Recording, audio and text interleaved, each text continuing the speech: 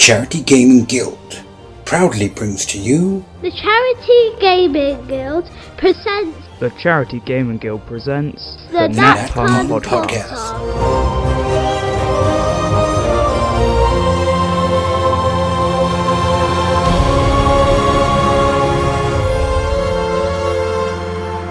Hello everybody and welcome to episode 2 of our community topics. This evening, night, day, afternoon, morning, whenever you might be listening, I am joined by John. Hi. Andy. Hello. And Ash. Hello. And yes, I remembered their names this time. Score one for me. And I'm Bertie, by the way. I'm your host for this episode. So this time we are going to be focusing on a topic that's been brought to us by our community, is the 6 P's of DMing. However, given timing, we're not going to focus on all 6. No. We're going to focus on 3 of the P's this time, so you can wait in anticipation for the other 3 P's next time. The P's, get ready to hear that a lot, that we'll be focusing on today are preparation, pacing, and presentation. So first off, we're looking at preparation. So some of the things that this falls under is story arc. For example, writing the adventure and the overall narrative. How do you tackle that starting afresh, or do you pull from something previously available? Steal it. Steal it, okay. I second stealing it. Stealing it, I steal most of what I write. yeah. And is that you source it from somewhere else that's similar, or just fully rip it off? Yeah. You have to How answer can I honestly. answer? Yeah. Somewhere in between. So I very rarely run pre-written adventures. Okay. Normally I'm writing something fresh and new every time for the charity. And most of the premise of what we're doing will be taken from somewhere else and then maybe tweaked or reflavoured or changed. So if you were to really sort of dig down into some of what has actually happened on a broad narrative scale, it would be very similar to something else that may exist in the world. What about you, John? For your preparation? A mix of, in terms of coming up with that story arc, stealing is always a good one, steal and tweak. I also I've read quite a lot around story structures and things like that. There's only about 14 things. Like, you watch films, they're either going to get something or they're going to kill the bad guy, or there's only so many of those, and I love a template for things. So typically go, well, what do they want to do? What do they want? Like, what do I want this adventure to do? Which one of those fits? And then pick that and then start from there. Okay. So when it comes to writing the story, do you focus on the whole thing of where it's going, or do you just pick out certain points that you want it to get to? Will you write the lore for it as well, or just go, this should happen, this should happen, this should happen, and leave the rest free? I tend to start with what I want the end to be. Okay. Which, weirdly, it sounds a bit railroady, I suppose, but if I know that at the end of this adventure I want them to get some artifact to return to somebody because that leads on to the next thing, that's where I start, and everything else I plan the adventure has to be generally driving towards that. Lots of options to get there, but ultimately, if all of those choices drive towards that one thing, that end story part, which is the important bit, happens. Okay. And then do you really flesh out the bits before, or do you just leave them relatively vague? It depends. So for me, I've found with the DMing that I've done, I need a description of whatever the scene is, I need whatever the obstacle is for that, and I need whatever the reward is. So there's, if you're walking into whatever it is, a tavern, and they've got to get some info from the barkeep, it would be, here's the description of the tavern, the sticky tables and the crappy lighting, and the orcs sitting in the corner and the dwarves over there, the barkeep, and highlight those things that I want the players to interact with. And then if I've mentioned in my description the barkeep, a group of orcs sitting in the corner, and a cellar door, realistically that's what the players are going to go and poke, one of those things. So I make sure I know what each of those things do. Nice. How about you, Andy? I don't think I've ever actually run a campaign, and in part that's because I put my hand up. I don't have either the imagination to create an ongoing story arc, or the patience to run an ongoing story arc. So I tend to focus more on one shots, and I put my hand up. I will look for resources online. A lot of it's paid. There are a lot of adventure books and prepaid one shots you can buy, and I will look for something that sort of matches the general theme of what I want to run, and then I will tweak it to fit the scenario. Often a lot of the even the games that I run for on our big events, so the ones that Ash writes, I don't just sort of deliver it verbatim. I will go through it and I will make changes to fit my presentation style. And I know that P's presentation is another one of the P's that we will talk about possibly today, or if not another day. But so the way that Ash writes it may not be particularly the scripted stuff. Mm-hmm. It might not come across the way that I would speak, so I will change it. And Ash is quite he knows that I will do that, and he's comfortable with me doing that. He's giving me, and John's used the term a template. He's given me a template to use, which I need. Mm-hmm. I'm very much dependent on that, the bones of a story. Oh, hit me mic. The bones of a story. But then at that point, once I'm really getting into it, I can see how I need to change it to fit my delivery. And that's pretty much what I do. So I know I use the term steal. No, I don't steal. I buy, or I use readily available free material.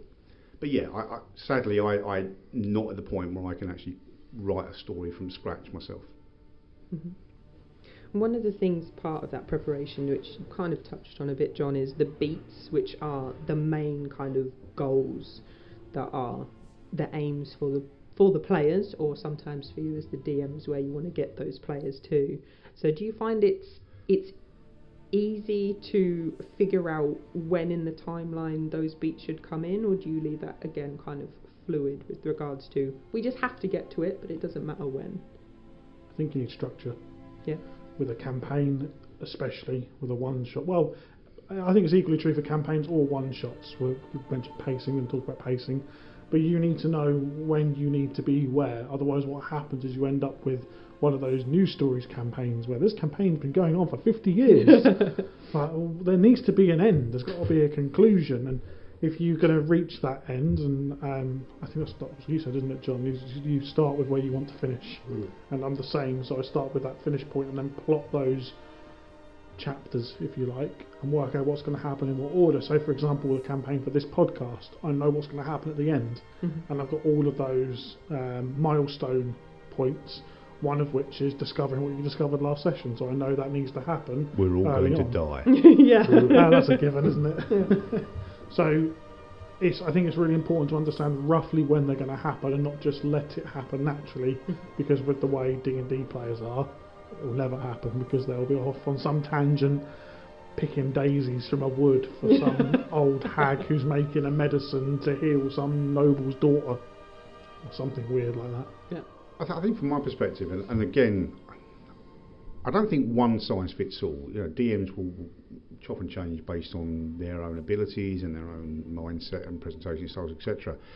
Personally, I think timing and pacing is more important in a one-shot, because a one-shot has got a start, it's got a middle, and it's got a conclusion. And if you don't pace correctly, you're going to end up without seeing the conclusion. So you're kind of finishing a story halfway unfinished, if you like, and I don't think that would be a particularly enjoyable outcome for the players. I think with a campaign, you've got a bit more flexibility. Okay, if you didn't quite get to point B at the end of this session, well, you get to point B at the start of the next session. And okay, it might mean you're adding a week or however long to your campaign overall, but you've got that flexibility.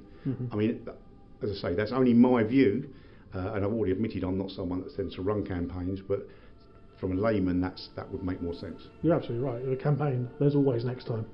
Yeah. With a one-shot, there is no next time. It's this time, and only this time. And that's what makes our big games quite challenging, because you've got 12 hours of D&D, and you've got to finish on time. Yeah.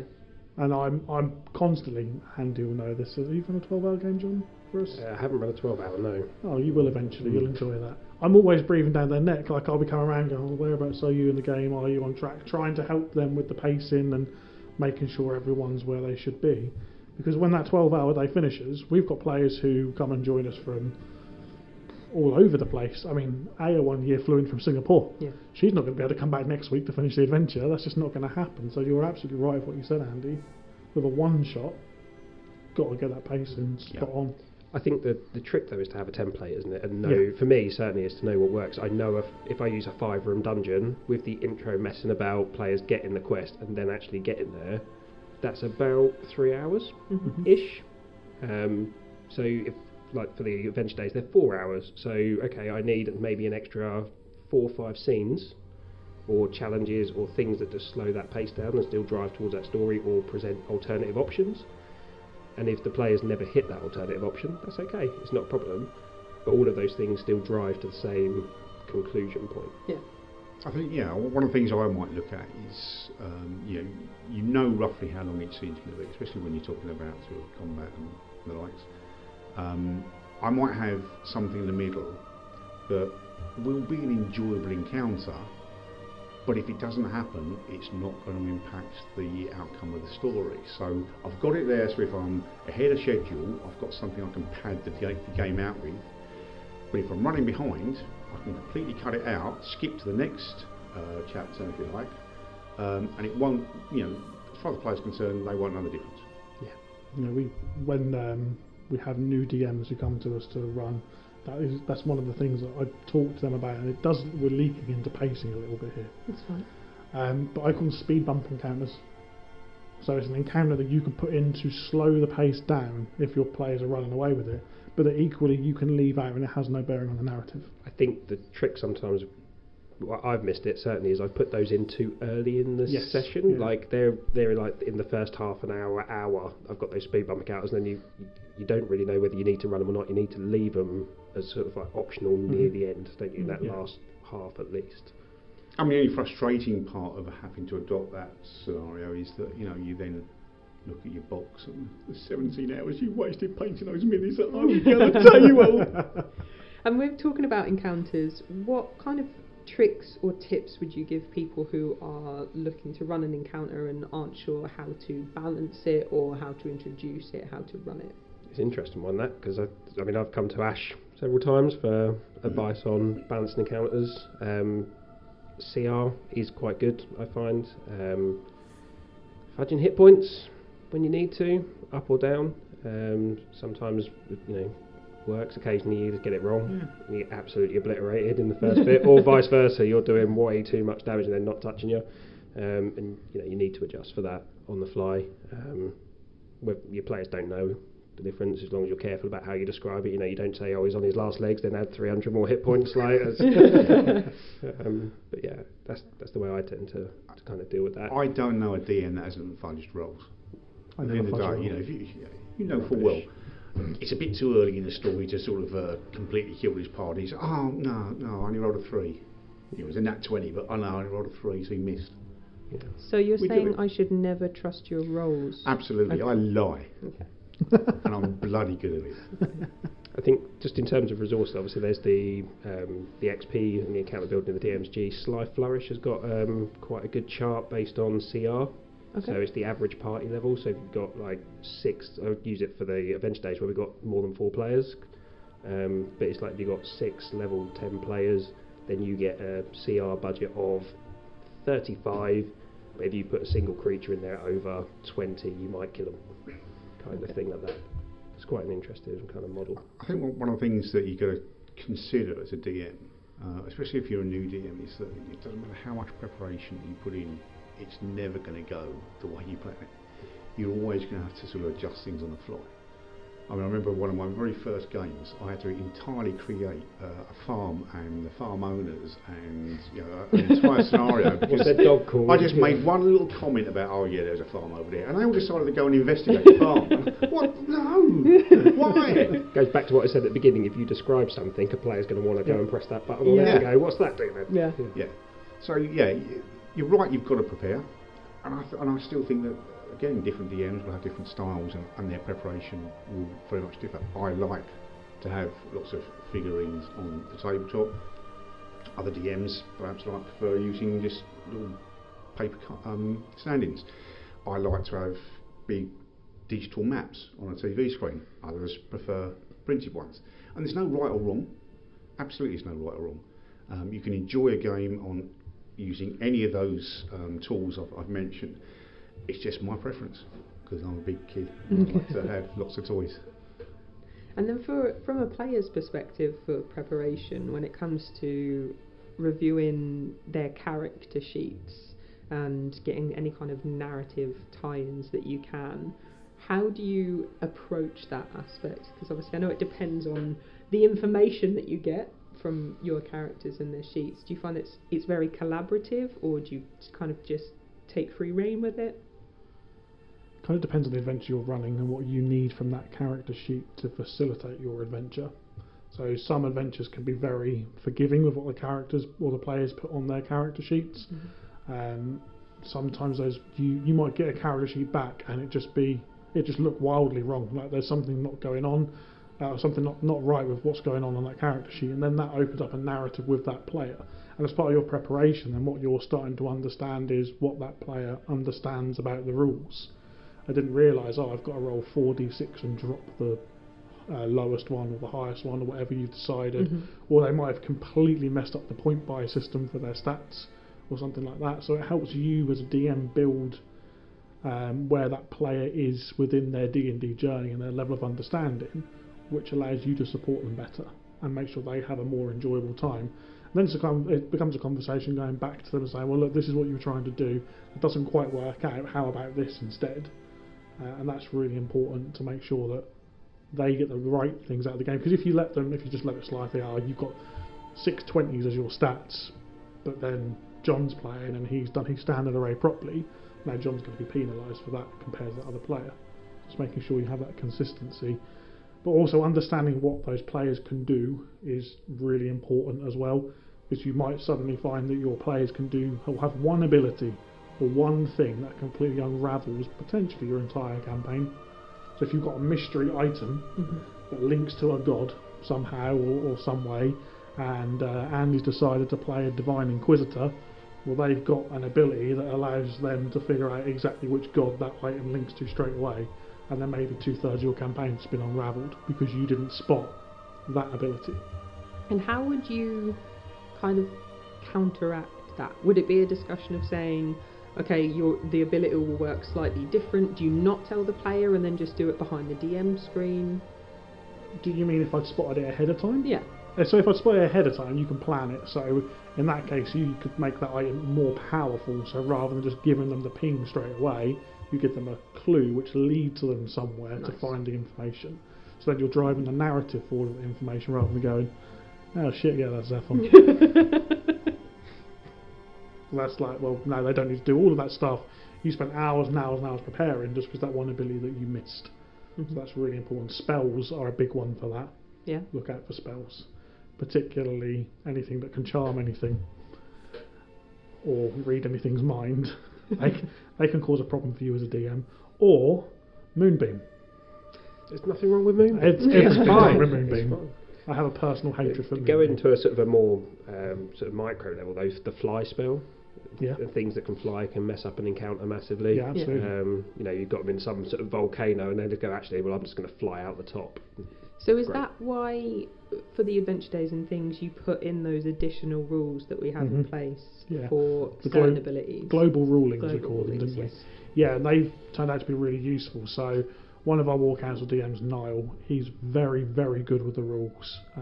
And he's the person who I go to if I'm unclear on rules, or if we make something I want to make sure it's balanced. He's the person I get to look over it in the first instance. And he was able to point out these things which actually can massively break balance within certain encounters. Even to the point where the new 2024 stuff came out, there's a couple of bits in there now. I think there's a spell which can just be really, really crazy. I can't remember what the spell is. Can't remember what it is. You'll have to come along to one of our events and read the event pack to find out. Hey. But yeah, keeping that balance is really important. And fly is one of the things that comes up in that pack, isn't it? We talk about there being a limited use of the fly ability if you have a fly speed, because it can massively unbalance encounters. I think it's different if it comes from a spell, because you have to spend a resource then to use it. And they have limited time, don't they? And things Yes, like that. yeah. But yeah, they're all in there to help. They're all in there as preparation to help make sure that those encounters are balanced. And one thing that you mentioned that kind of links to the preparing for encounters as well is, like you were saying about if they've got abilities or spells, is to then maybe reassess what enemies they may be fighting, because you could see then, oh, this person's got a spell that this monster can just be charmed, and they've got a really bad saving throw, so maybe it gives you an option to review that and either choose a different monster or maybe fudge the results a bit on There's your side. Third option there as well, just accept it. Nice. If you know it's coming, you can just accept it. If that thing needs to be a null, why not have it a null? And if that's what the character chooses to do, then that's fine, but that's going to change the way the narrative works in the next few sessions. So you haven't got to... You're not playing chess with your players. Well, they could do this, so I'm going to do this. You're trying to build that narrative and that story, and if your players are taking an option or have the ability to use that option, and they choose to do that, as a DM you should accommodate that in the first instance. It's only when you're thinking further ahead down the sort of storyline, if it's going to massively derail the whole campaign, those are the times that I would change something, or change maybe a species or a monster or an ability or something like that. Because we should be rewarding our players who think outside the box and realise, oh, I could just try and charm him.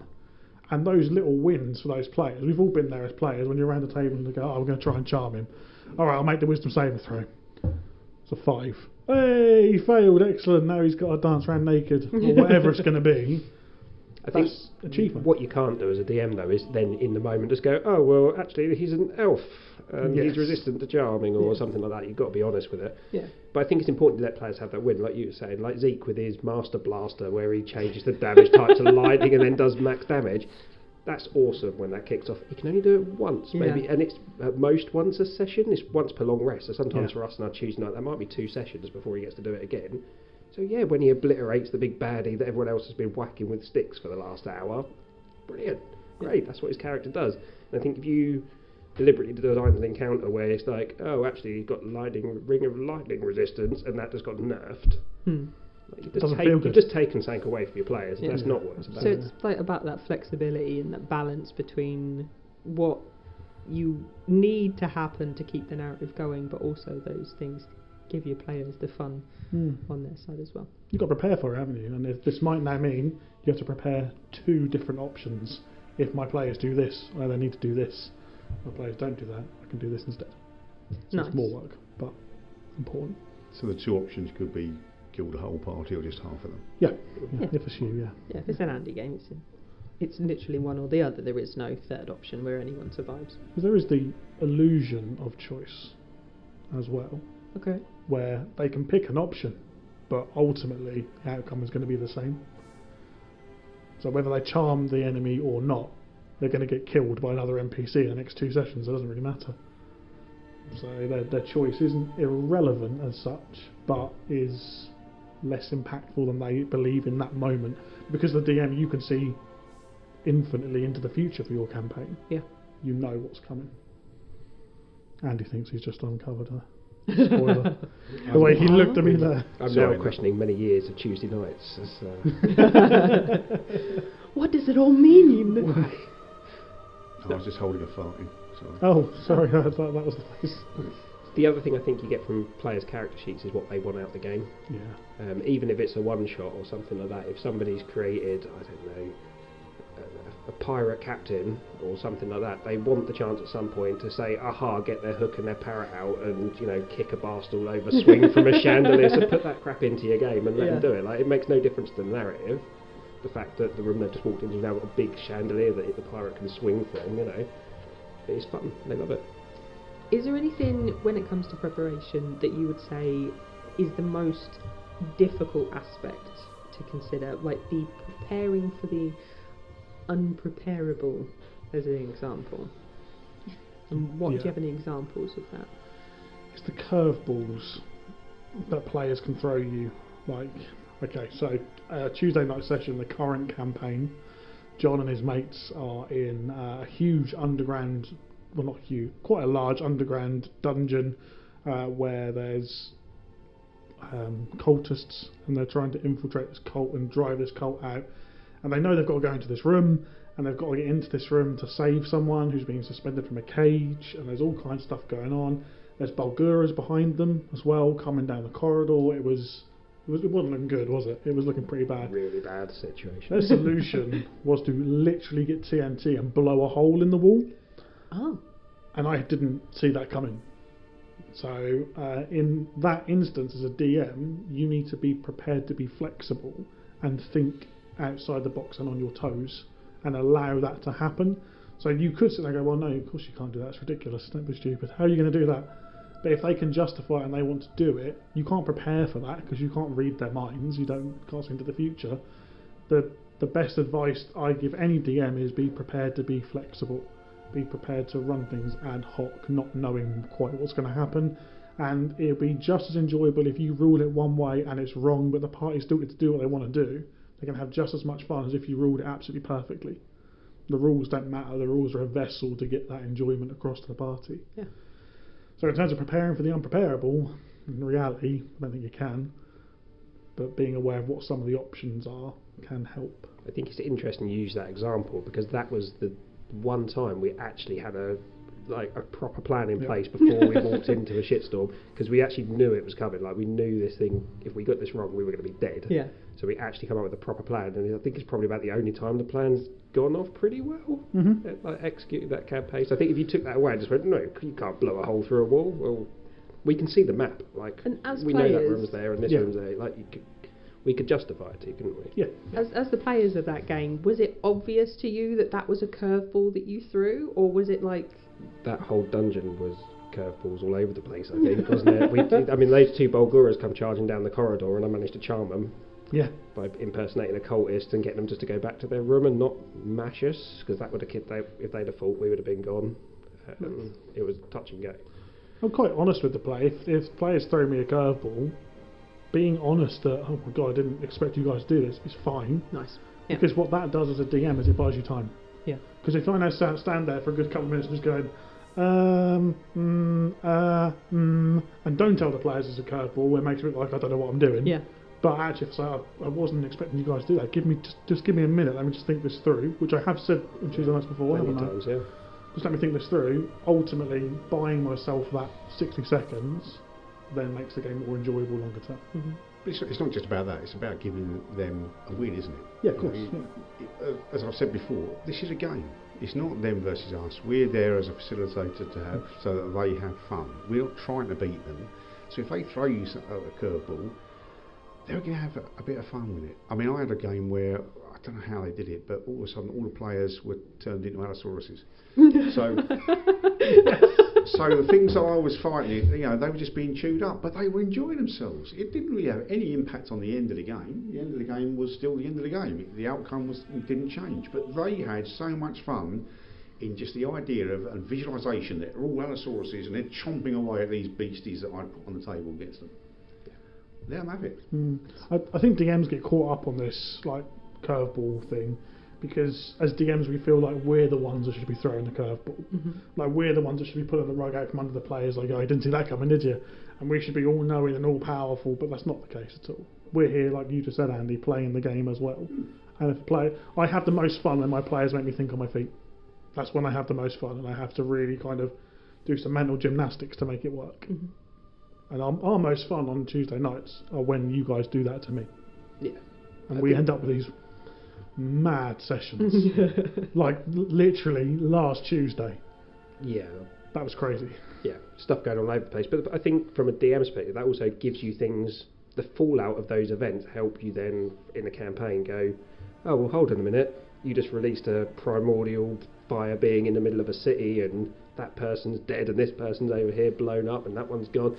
Okay, so then narratively, they're now annoyed at you. They think you're heroes, and these people want some other thing. So let's start weaving some extra narratives in from side, makes the whole world feel a bit bigger. Yeah, that's the trick, isn't it? It's taking the curveballs and then weaving that into your storyline and making it part and parcel, like it was meant to happen all along. Then the final thing that I want to touch on with regards to preparation is something that I saw was being chatted about a bit in the Discord, and it's with regards to conversation. When it comes to running a one-shot or a campaign, when you know that there are going to be those RP moments of them talking to an NPC, how do you prepare for those? Because some people take the route of trying to script out the whole thing, which is, I think, a lot of work and can be very difficult. Whereas for me, I think you just have like bullet points of the main points of what they're willing to share, and then the things they might share if they convince them. And how do you kind of prep for that? So if I'm doing a one-shot for like the adventure day, the only NPCs I put down are the ones that I actually have, like they are going to go and talk to the players and give them some information or give them the plot hook, or they're going to put us in a counter on a road or whatever it is. Those people have a name, and I usually just write down what they want and what they know, just as a couple of bullet points, and that's it. If I'm then describing like a room or something like that, and like the players go and talk to someone random, that's not prepared at all. Like it never is. But all I do is if I think that they're not going to get time for them to talk to the NPC I have planned, that person just knows the information the other one did, and Nice. that's kind of it. But yeah, never write speech out, because you never know what people are going to ask. Yeah, you need to turn your NPCs into believable characters and parts of the world. They should all have personalities as well. So I will have roughly so almost like on your character sheets where you have bonds, ideals and flaws. Yeah. Almost those points, just briefly for NPC, a name and the bullet points of information they need to get across if they're important enough to be able to need to give that information is really, really important, because then they become believable. Yeah. They become real rather than me reading off a list of bullet points. And there's some great tools as well. So playing online has a lot of benefits. One of the websites I use when I run online games is an NPC generator. Oh, we're going to go and knock on that house. So I'll click the generate button and it'll give me an NPC, and they're not important to the storyline. Nice. But now I've got a name, I've got what they look like, where they come from, what their job is, and those resources again make everything feel real. And like John said, if there's someone that's important to the narrative, you'll do that yourself. You'll have that information, and just make sure that you can use it. I saw somewhere, I can't remember where it was, but they were saying if you give your NPC an occupation, that answers a lot of your questions. So if they see a farmer in a field, they go and walk over, it's a lot easier as a DM to go, oh, I'm a farmer and 4 armed strangers have just walked up to me. Right, he's going to be a bit nervous of them, and then maybe he'll trust them, and he's going to know a lot about sheep. Yeah. That's it. Just his occupation tells you an awful lot. Yeah. Is he Welsh? Awesome. Andy, any thoughts on that? Only that if you have a big pile of notes, would that be preparation H? So no thoughts on that then. Bertie has had enough of this. No nonsense from Bertie this afternoon. No, that's great, thank you guys. So moving on to the next P is quite a big one. We have already touched on it a little bit. This one is pacing. Pacing. Say it with me now. Pacing! So the main goals of pacing is to drive that adventure, drive that narrative forward. We have mentioned it, like the beats that you focus on, what they have to do, and when it comes to encounters, you have those ones you can chuck in or you can take out as and when it's needed.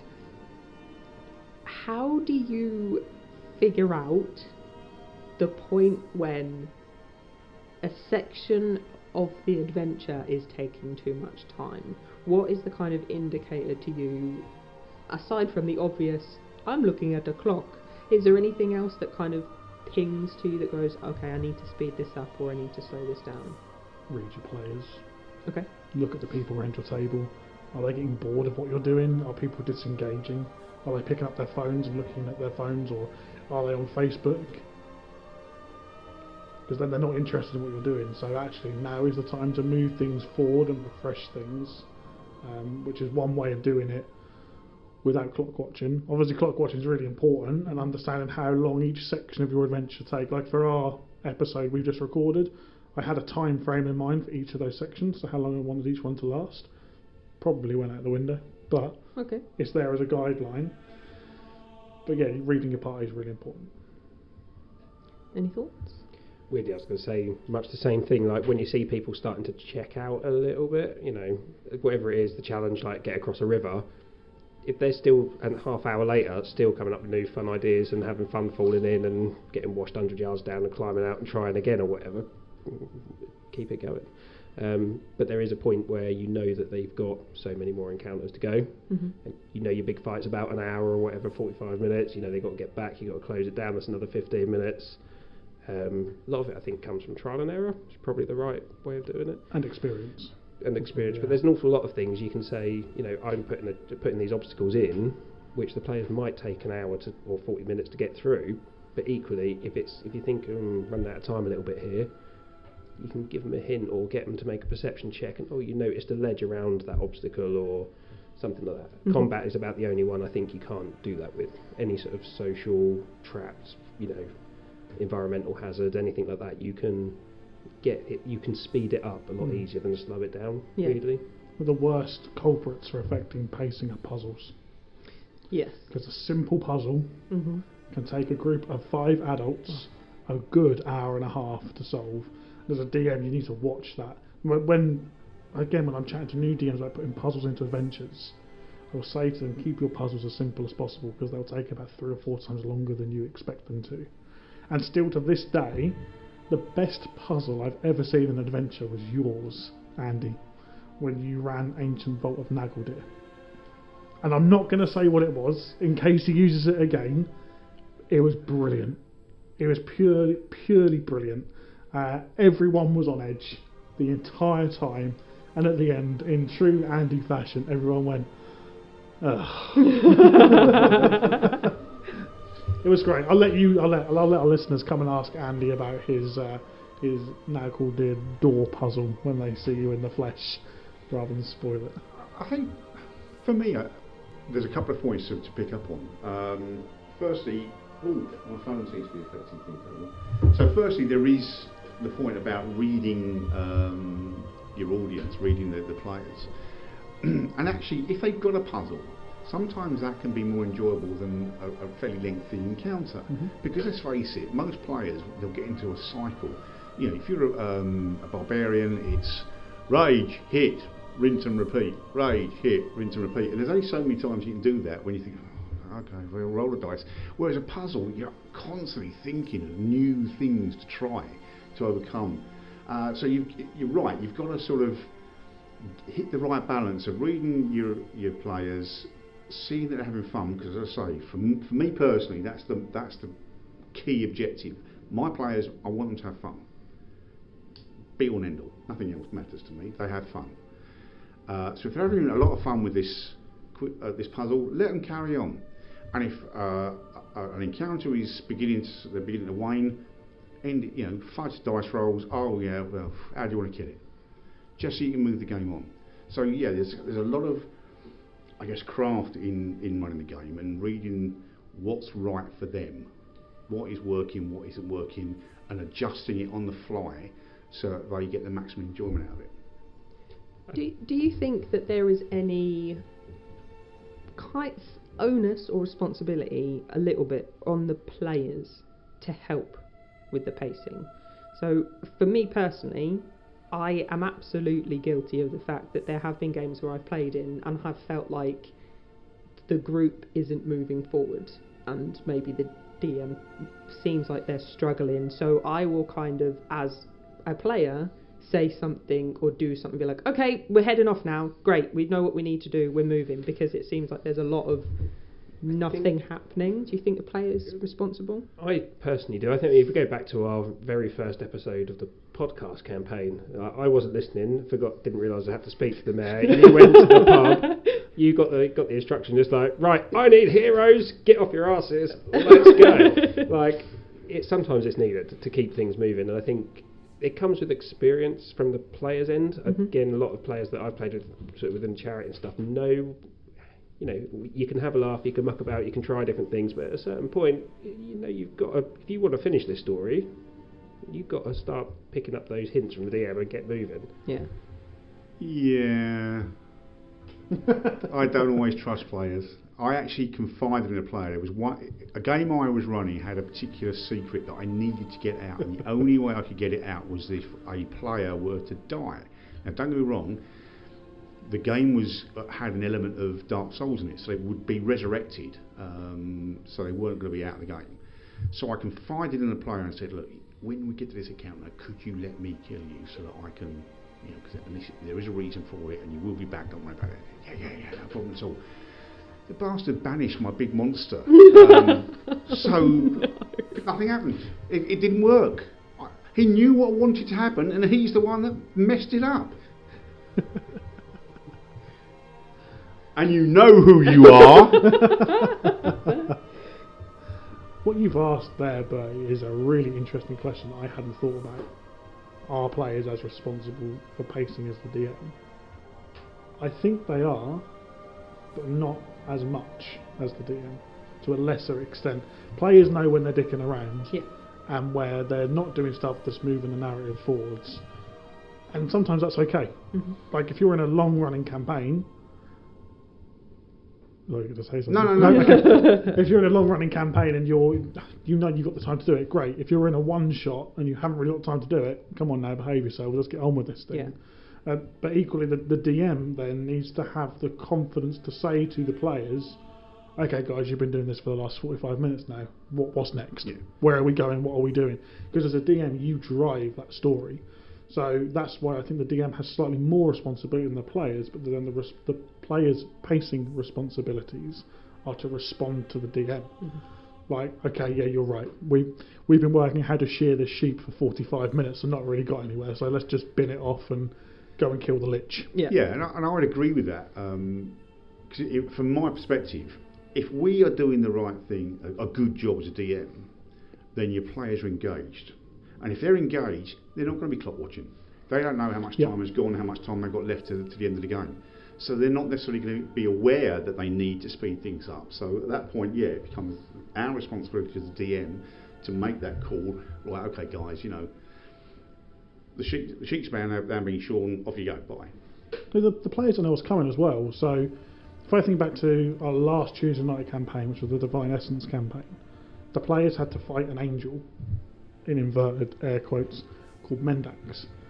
In that encounter, Mendax final formed, so he has another form beyond that initial one. So in my mind, I'm thinking, I want to make sure that we end this at the right point, so the players need to kill him or not kill him. I can't remember exactly how it's split over sessions now, but I didn't want it to sort of end sort of halfway through and be kind of jaunty, if you like. Mm-hmm. So the players didn't know that when we reached the end of that first fight and Mendax dies, actually he's coming back as a demon. So I need to allow for that within the pacing as well. So again, that goes back to what Andy was just saying. It's my responsibility as the DM to make sure that the pacing fits, because the players are invested in the story, which is killing the angel in this case. I think that's actually a really interesting scenario to bring up, because the prefix to us going and fighting that angel is we just kind of saved one of the characters' towns, didn't we? And we were kind of on decompression, and then we got the message to say the angel wants to see us, and we had a long debate about if we go there, he is going to betray us. Like, we didn't trust him, it wasn't kosher. There was conversations about, let's just split the party, scatter with these pieces and disappear, which I suppose would have been an equally valid ending to that campaign. Maybe, maybe not. But we, as players, we kind of went, look, we met above table. All of us were going, we can see that it's going to end in a fight. Yeah. Like, it's going to end. This is the big showdown. We can see it coming, and we still went, you know what?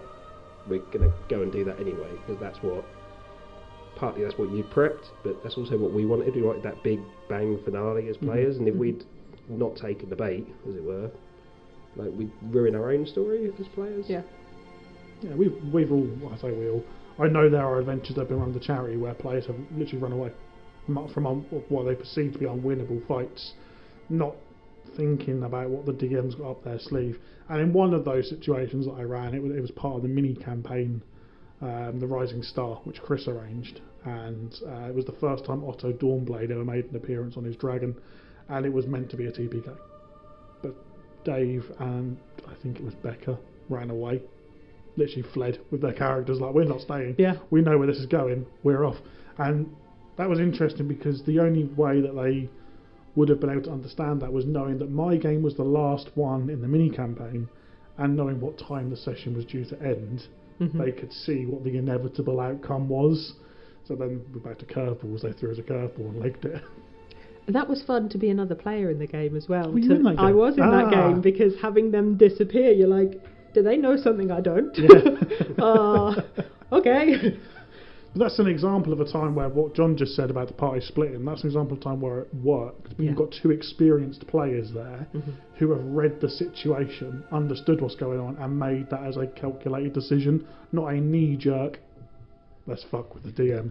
And it also was in keeping with the characters that they were playing, because my character, I stayed because my character stayed, because she was like a fully into the cult kind of thing. I'm going to be amazing at the end of this. I have to commit. Whereas they were like, I don't know if I want to be. So that was really cool as well, that element of it. But that can backfire. You know, there are times when, as an example, the end of game baddie gives the players the opportunity to disengage and leave the cave with treasures abundant. But a couple of players decide, no, we want to fight. We still want to stay and fight. No, honestly, you don't have to. You can go. There's the exit. Bye. No, we're going to fight. That may have been me and Chris. Didn't end well for you, did it? No, but if the rest of the party had stayed, I think we would have done it. But I think as long as you've broadcast the fact that this isn't going to end well from you as a DM, if the players still say, you know what, we're going to stay and fight, it's absolutely fine to murder him. Like, as long as you broadcast, look, he is pokey. Even though you're 12th level or whatever, he's going to kick your ass. You're like, does a 37 hit? Yes, that's 382 points of damage. Which, are you sure you don't want to surrender, guys? No, okay. Yeah. That's the green light, isn't it? Yeah. Green light for a player death. Yeah. Yeah, I think this was an Elder Sapphire Dragon. Yeah. I was a gunslinger. I can't remember what Chris was. Level 5 or 10 or something. Yeah. Good fun though. That was the same adventure with the puzzle, wasn't it? Yes, it was. Yeah. So I suppose the only other kind of element of it is, we kind of touched on it a little bit, is how do you navigate the pacing without railroading the players into what happens next? How do you kind of navigate that element? It's in your preparation. You need to understand what's vital for your story and what can be dropped. You need to understand how you can shorten things as well. So as part of your preparation, you should be looking at that route the hero is going to take and what you can drop to push that pacing on a little bit. Those speed bump encounters we've already mentioned. But also, when you've got a big fight, you want to look at that creature and work out how you can adjust if you need to. Because if you go into that fight and you don't really know how you're going to adjust the fight if the creature starts smashing your party up, so you just drop the hit points. That might work, might be fine, but equally it might not. There might be other ways you can do it, and you might be able to make the creature hit not quite so hard. But then you have to justify that with your players. If you've been doing 50 points of damage a hit, and now all of a sudden you're doing 20 points of damage a hit, why? What's the justification or flavour behind that? And that sometimes is easier if the creature's lost like 200 hit points. It's now weaker, it's hurt, so of course its attacks are going to be lighter. So that balances things in different ways. It's very easy just to drop hit points, but then you can end up with a really powerful character that does loads of damage on a hit, but just suddenly dies. I think also something that is easy to forget is that if you're in a fight with a creature and you're hacking away at it, parts can come off. Like, just because you've done 200 points of damage, it's not just, oh, he's bruised and his ribs are broken. You could have cut one of his legs off, you could have broken his arm, and that kind of plays into it, which also I think helps with the immersion of the game, because you're not just going, he looking a bit rough, you're going, his arm's gone. Half of his face is caved in, but somehow he's still swinging at you with the other half of his face. And that's something as well, I think along those lines, is something you can kind of bring in as an idea for us. Using those narrative points to adjust the difficulty of whatever it is you're doing, isn't it? So that's exactly what I was about to say. And I think another option that I often use is you have padders. So if you're running a little bit ahead of schedule, then have a series of little like skills-based scenarios Mhm. that you can throw in, and that will eat up 10-15 minutes time. And not have any real impact on the outcome. But if you're ahead of schedule or you're on time, don't use it. So as Ash said, it is about the preparation. Just having a little bit of some extra material you can throw in if you need to pad the story out, but by dropping it, it will have no impact on the story and the enjoyment of the team. There's ways of doing it naturally as well. Like, it's going to be a bit of behind the screen thing for Tuesday night Streets of Dragonland campaign.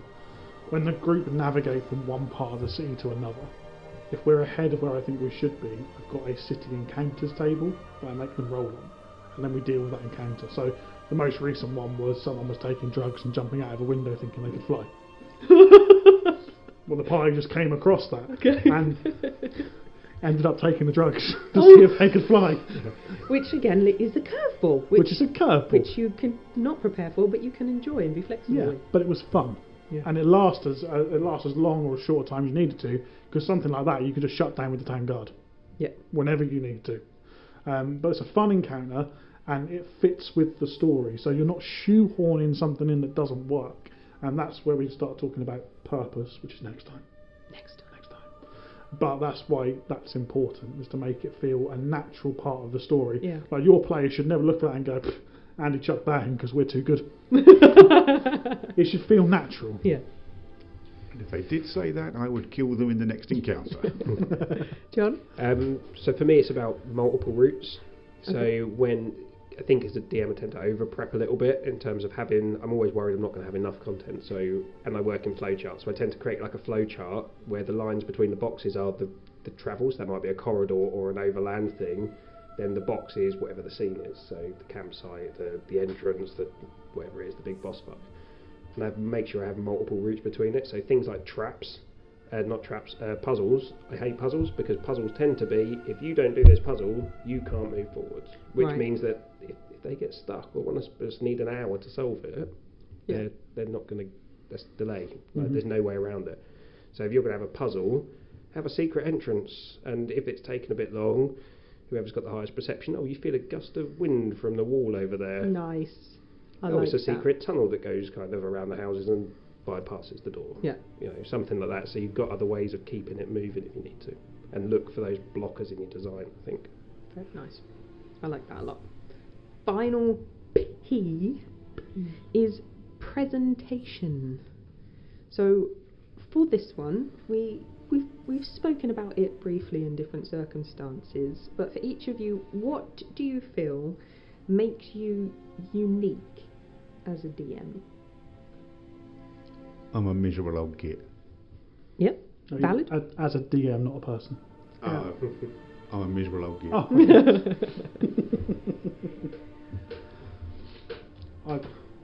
Shall I start? Go on then. Shall I start? Whoever. Yeah. Can I start at a charity level? Of course. Whatever So- level you want. I always talk about how our DMs have their own flavour and things they can bring to the game, and Andy's kind of alluded to this slightly, because obviously I write the big 12-hour games for November and then give it to the DMs, but actively encourage them to modify it and change it to fit their style. And a great example of this, the League of Heroes, which is running at the moment. So that's six adventures that I've written specifically for those 6 DMs that link into their style of playing. So Andy's doing one in December, and that adventure for Andy it's a very Andy adventure. Have you read it yet? No. Until December, I forget. So it's a very Andy adventure, and the next person is Stuart. So Stuart is all about, as John will know from playing in Stuart's Tuesday night games, is all about keeping on your edge of your seat. It's all about that horror, that suspense. So his adventure is all based around that. Chris's probably can't talk about it. It's probably too inappropriate, but Yep, that reads. That tracks. It was very Chris. it was very Chris, wasn't it? But they've all been written that way. He had so fun with it as well. yeah, as an organisation, we try and make sure our DMs offer something unique to their games when they run it, and they have that flavour to it. I could go through all of our War Council DMs and tell you how each one of them is different, but actually the best way to experience that is just to come and play in our events, and you'll get to know those DMs and how they work, and how an Andy game is different to a John game, is different to a me game, is different to a Nile game and how that sort of all fits together. In terms of me personally, within the charity, I think my games are easier to weave into the bigger narrative because I'm writing those big November games. Yeah. I'm writing so many D&D sessions. I can tie things into that bigger narrative more easily, so it's more likely that my players are going to have a bigger impact on the world potentially.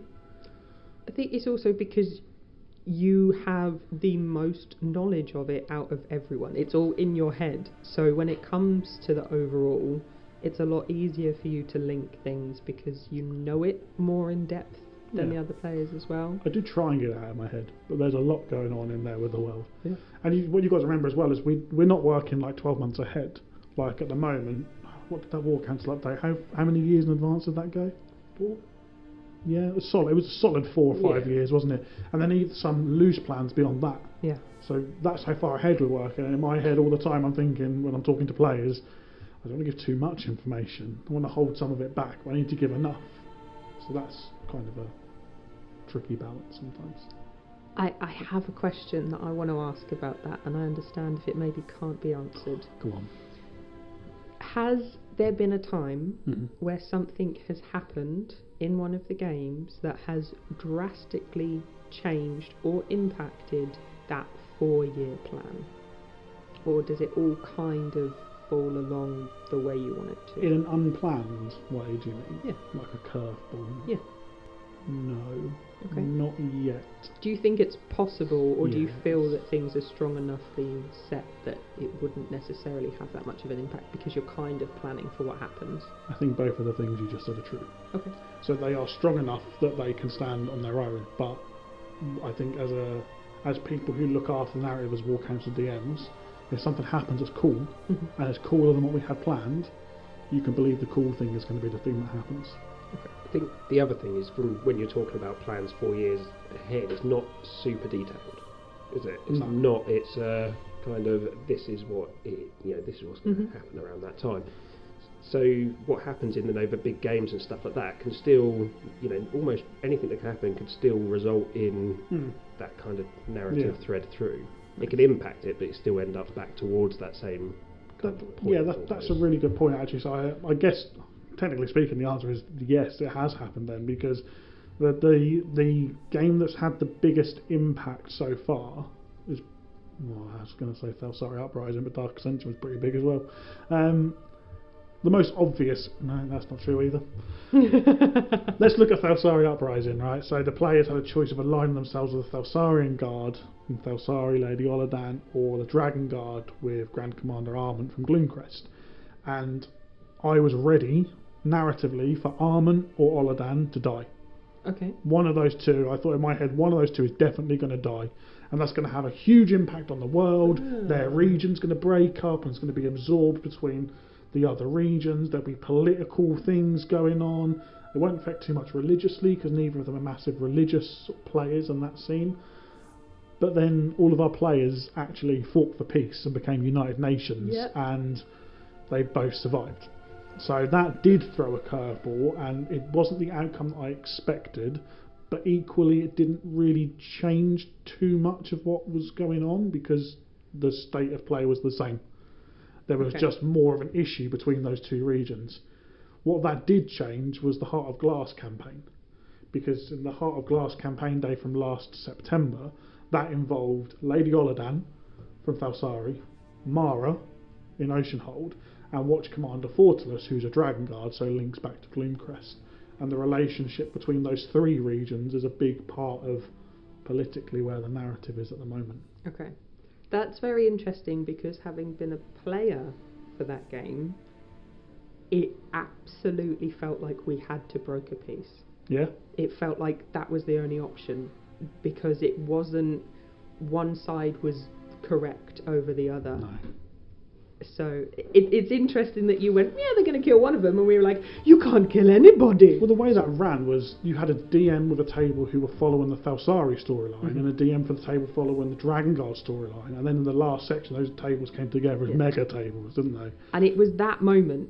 It's that moment when you came through, because this is going to sound potentially cheesy, but I don't care.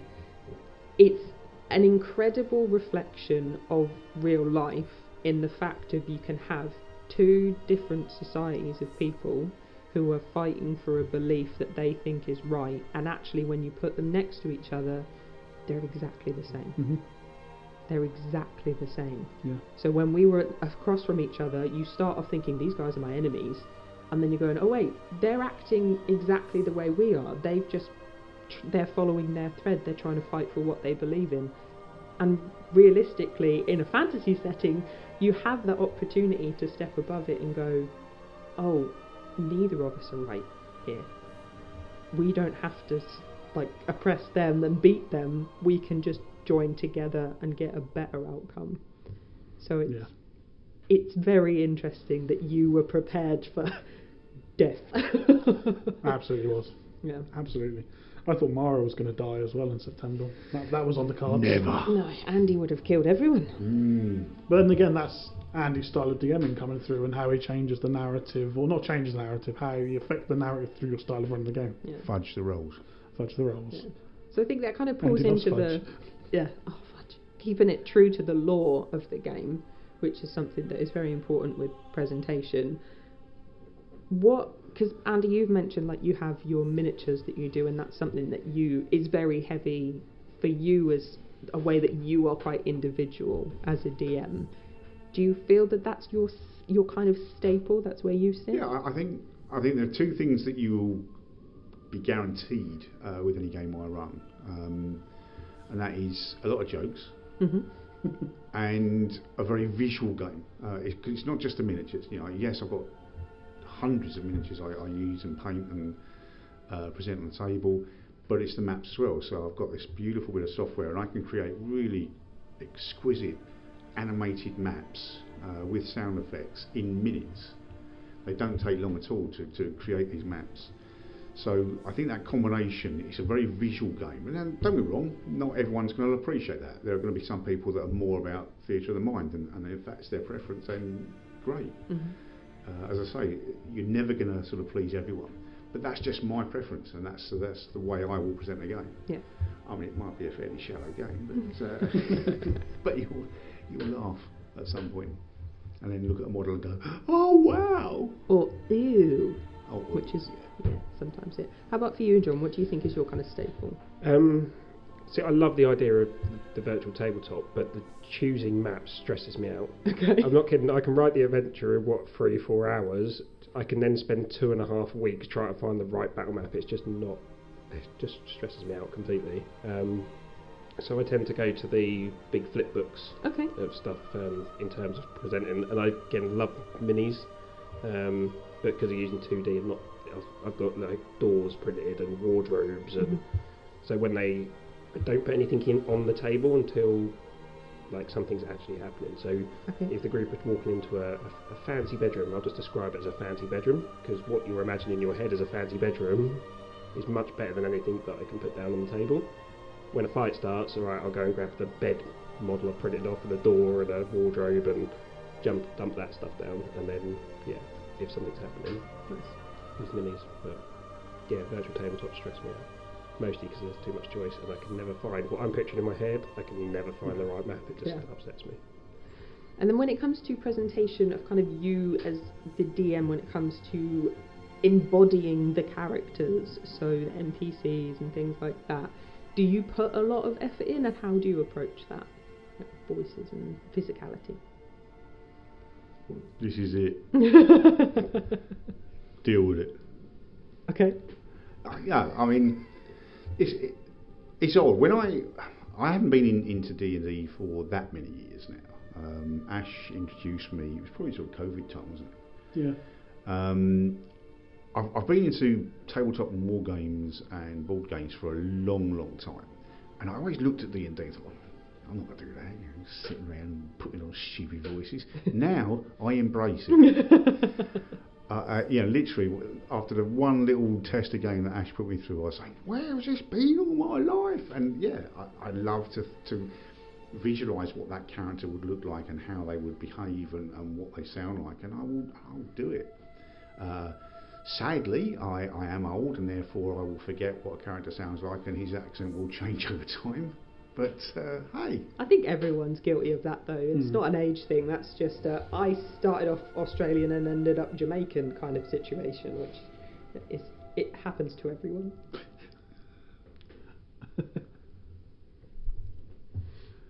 How about you, John? Where do you sit on the voices and physicality?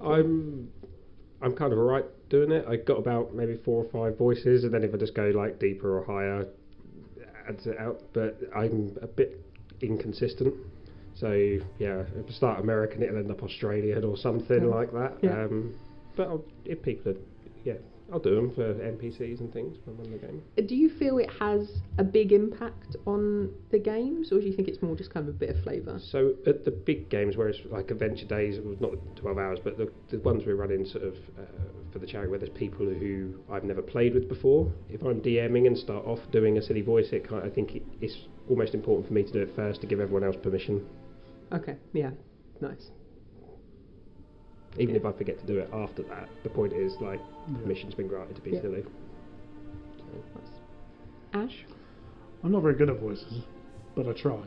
And the reason is it's, for me, important to distinguish for my players when they're talking to me, the DM, and me, the NPC. Yep.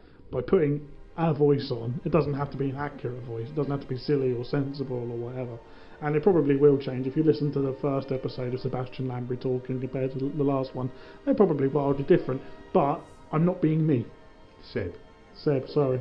There was Seb. genuinely a moment in the game that we've had, the last game that we've done, where you were talking. I don't know if you were started off talking as you, the DM, and then you slipped into Seb. But I was sitting there listening to you, like, okay, we're getting some lore drop, and then all of a sudden I was like, oh, I'm listening to Seb talking right now, because suddenly he's referring to himself in a different manner. I was like, okay, no, cool. That I'm getting the voice in there. That's why it's important to Yeah. me. That's the main reason I use a voice. Not because I'm good at it. I don't particularly. The only voice I do enjoy doing is Zaphon. I do like a Zaffa. Yeah. Oh, Crag, yeah, but he's dead now.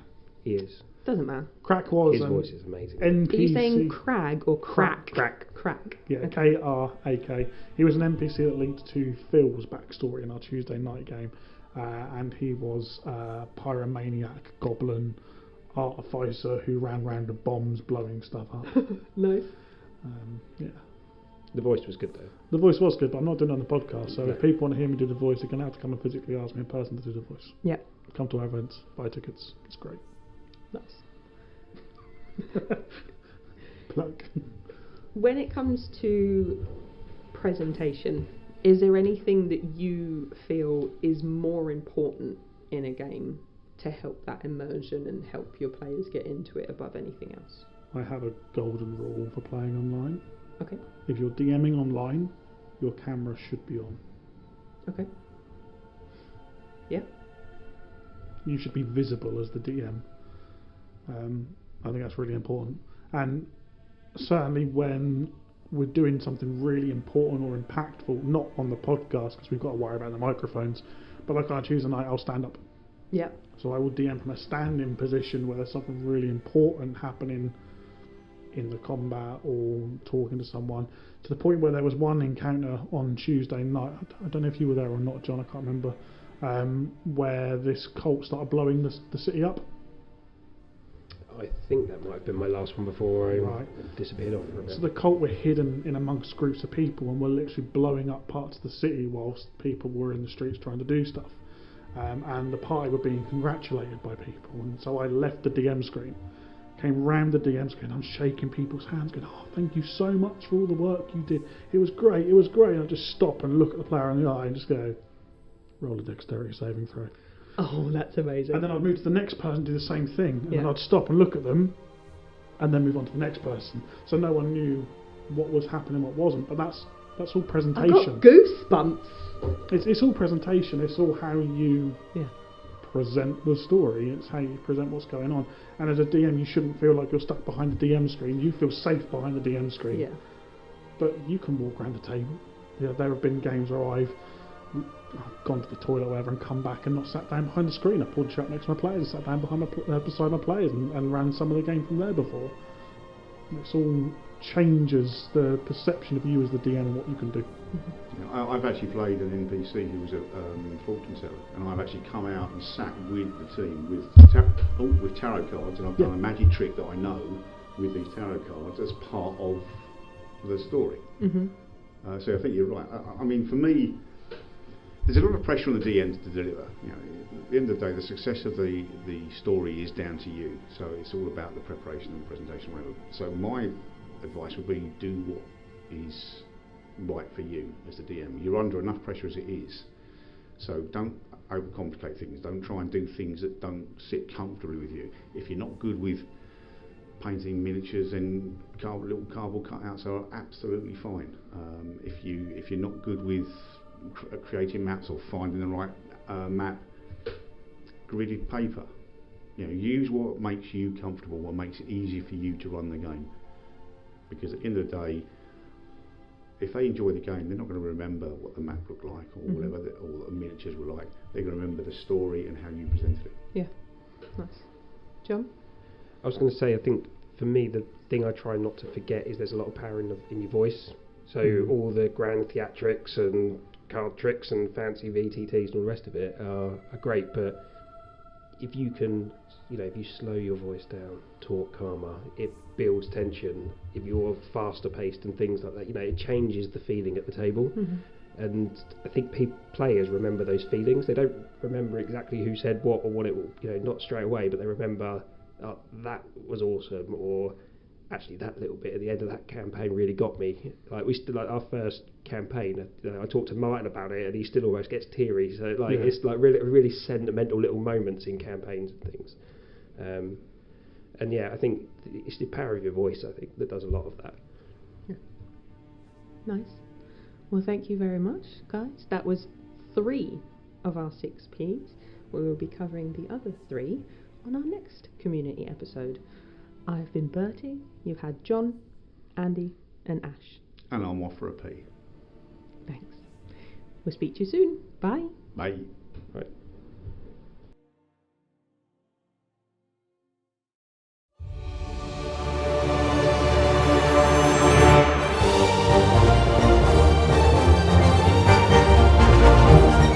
And that's this week's episode concluded. It's time to thank our Patreon members.